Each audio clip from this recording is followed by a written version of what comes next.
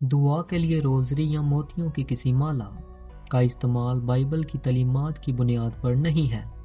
یسوع مسیح نے خود اپنے دور کے بہت سارے مذہبی رہنماؤں کو اپنی دعاؤں کو بار بار دہرانے کی وجہ سے تنقید کا نشانہ بھی بنایا تھا۔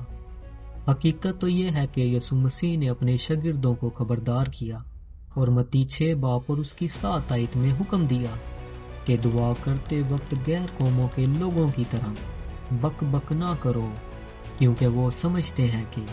ہمارے بہت بولنے کے سبب سے ہماری سنی جائے گی۔ کبھی بھی غیر شعوری طور پر بغیر سوچے سمجھے دعاؤں کی دہرائی نہیں کی جانی چاہیے۔ بہت سارے لوگ جو روزری کا استعمال کرتے ہیں،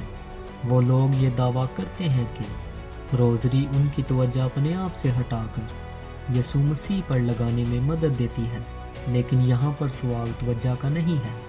بلکہ ایک ہی دعا کو بار بار کسی منتر کی طرح دہرانا ہے۔ دعا کرنا مسیحیوں کے لیے ایک حیرت انگیز اور خوبصورت تحفہ ہے، کیونکہ ہمیں ساری تخلیق کے خالق کی طرف سے دعوت دی جاتی ہے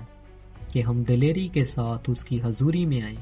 عبرانیوں 4 باب اور اس کی 16 آیت میں لکھا ہے، پس آؤ ہم فضل کے تخت کے پاس دلیری سے چلیں تاکہ ہم پر رحم ہو اور وہ فضل حاصل کرے جو ضرورت کے وقت ہماری مدد کرے۔ دعا ایک ایسا ذریعہ ہے جس کے وسیلہ سے ہم خداوند کی ستائش کرتے ہیں، خداوند کو سجدہ کرتے ہیں اور اس کی شکر گزاری کرتے ہیں، خود کو خداوند کے تابع کرتے ہیں اور اپنی درخواستیں، التجائیں، مناجاتیں اور دوسروں کے لیے شفاعت اس کے سامنے پیش کرتے ہیں۔ لہٰذا روزری کے بجائے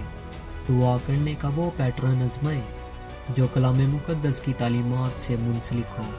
نہ کہ غیر قوموں کے اس پیٹرن کو۔